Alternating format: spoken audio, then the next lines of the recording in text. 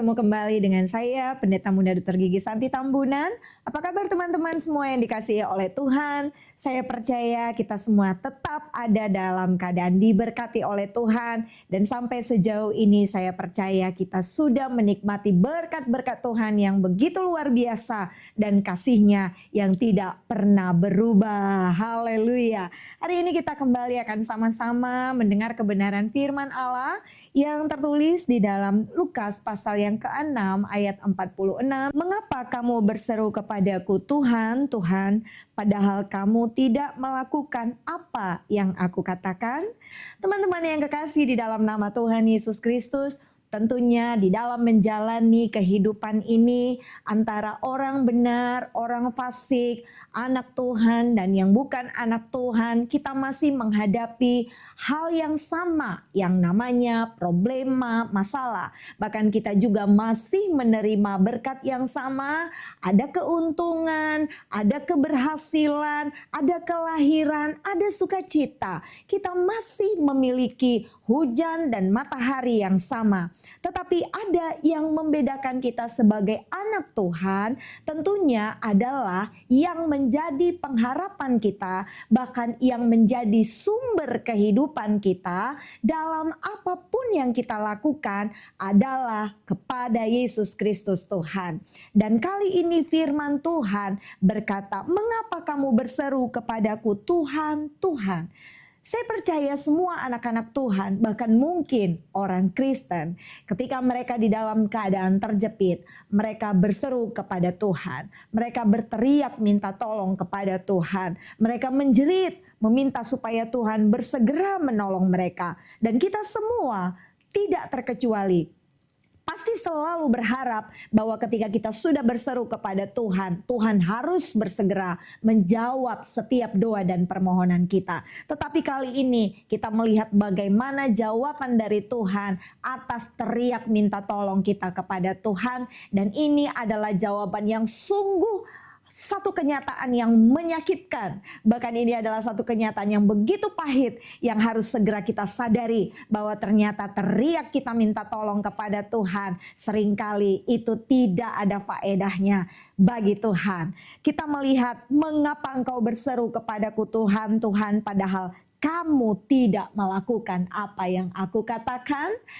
Kita melihat di sini bahwa bukan seberapa kuat, seberapa nyaring seruan kita berteriak minta tolong kepada Tuhan sehingga akan menggerakkan Tuhan untuk menjawab setiap doa kita, untuk Tuhan menyelesaikan semua perkara dan menyembuhkan penyakit yang sedang kita hadapi. Tetapi ada satu hal yang harus kita ingat dan hari ini diingatkan kembali oleh firman Tuhan adalah, kenapa engkau tidak melakukan apa yang aku katakan? Seringkali kita mengecewakan hati Tuhan. Mungkin kita berkata, dalam hal apa saya mengecewakan hati Tuhan? Dalam hal apa saya membuat hati Tuhan tidak tergerak untuk menolong saya? Dalam hal ketidaktaatan kita. Kita sering tidak taat di dalam melakukan kehendak Tuhan.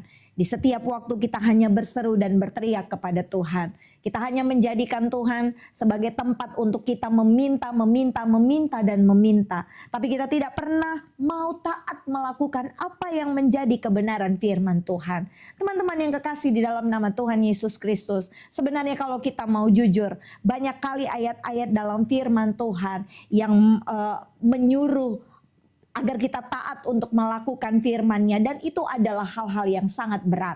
2 Korintus pasal yang ke-12 ayat yang ke-10, karena itu aku senang dan rela di dalam kelemahan, di dalam siksaan, di dalam kesukaran, di dalam penganiayaan dan kesesakan oleh karena Kristus. Sebab jika aku lemah, maka aku kuat.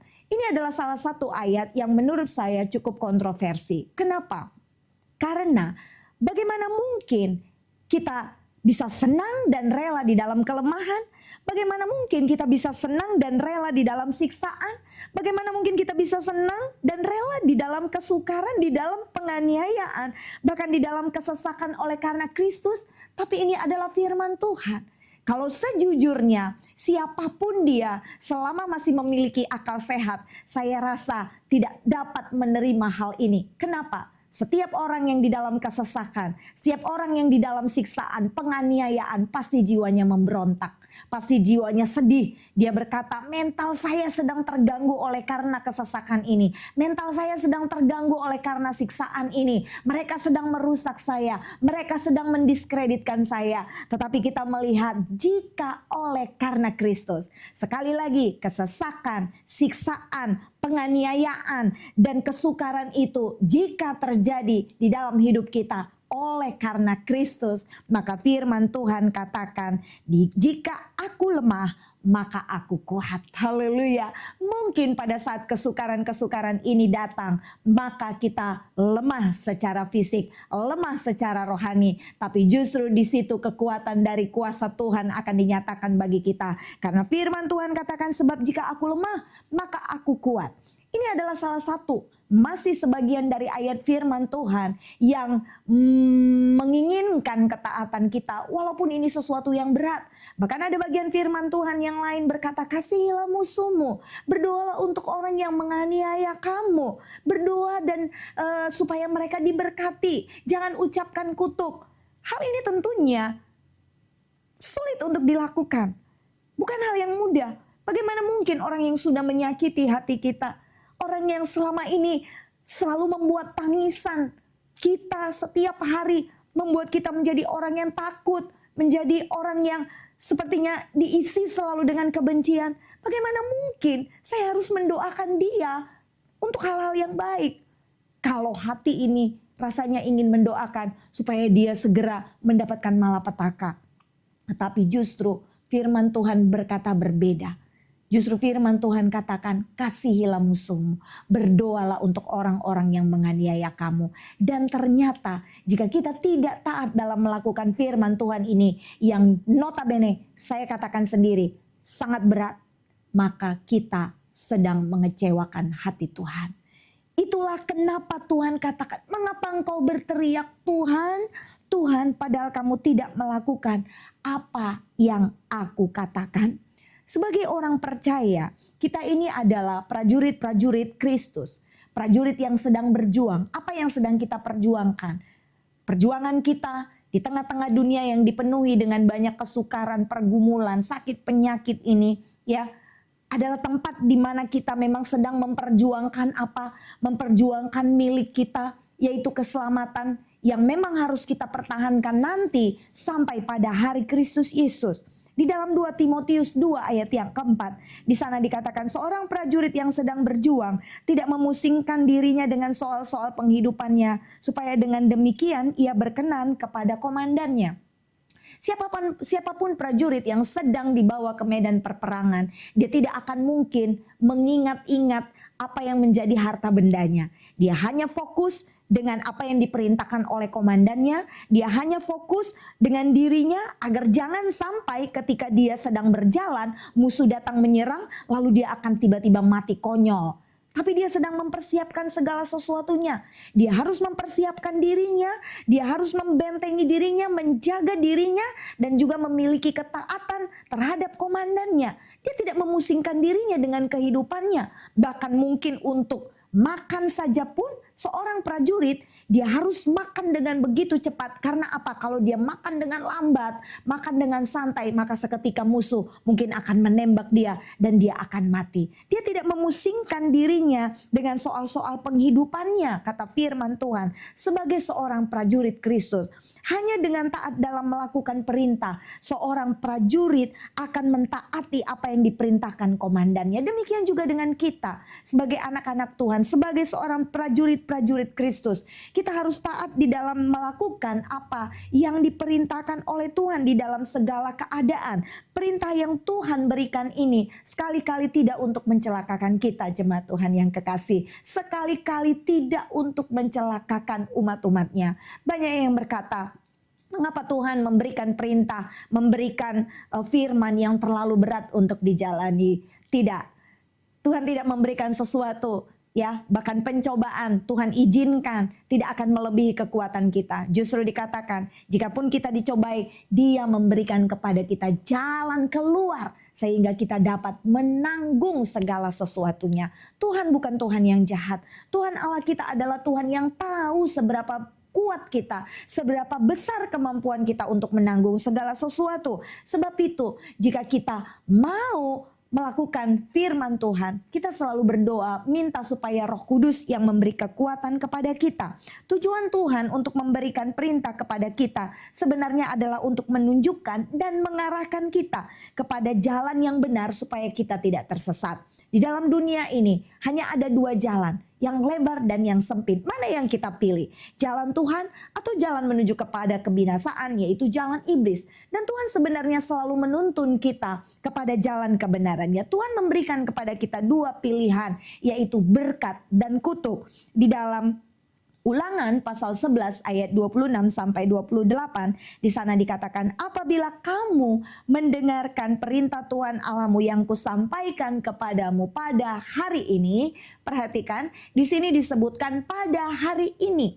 Sehingga ketika besok kita baca, kembali kita membaca dengan hari ini. Lusa kita baca tetap dengan kata pada hari ini. Tahun depan juga kita baca, ayat ini tetap kita baca dengan kata pada hari ini. Artinya setiap hari di dalam hidup kita, Tuhan selalu memperhadapkan kepada kita berkat atau kutuk. Jika kamu tidak mendengarkan perintah Tuhan Allahmu dan menyimpang dari jalan yang kuperintahkan kepadamu pada hari ini dengan mengikuti Allah lain yang tidak kamu kenal. Tetapi jika kamu tidak mendengarkan firman Tuhan dan kamu menentang titah Tuhan, maka tangan Tuhan akan melawan kamu. Itu di dalam 1 Samuel pasal 12 ayat yang ke-15. Kita melihat di sini bahwa kutuk itu pasti akan terjadi. Inilah tadi bentuk kekecewaan Tuhan jika kita tidak taat di dalam melakukan kehendak Tuhan. Pada hari ini kita diperhadapkan kepada berkat atau kutuk. Jika kita tidak taat di dalam melakukan, jika kita tidak taat dalam mendengarkan titah Tuhan, firman Tuhan, maka yang diperhadapkan kepada kita adalah kutuk. Sehingga teriakan kita minta tolong kepada Tuhan itu tidak akan didengar, apalagi dijawab oleh Tuhan. Karena firman Tuhan juga berkata bahwa yang menjadi penghalang doa kita adalah dosa-dosa kita, pelanggaran kita. Apa pelanggaran kita? Sudah pasti karena ketidaktaatan kita kepada firman Tuhan. Ketaatan itu akan mendatangkan berkat bagi kita, teman-teman yang kekasih. Tapi ketidaktaatan itu akan mendatangkan kerugian yang besar bagi diri sendiri. Berseru-seru tanpa mau taat tidak akan pernah menggerakkan tangan Tuhan untuk menolong kita. Itulah sebabnya apapun yang terjadi di dalam kehidupan kita, kita mau setiap hari kita mempelajari kebenaran firman Tuhan.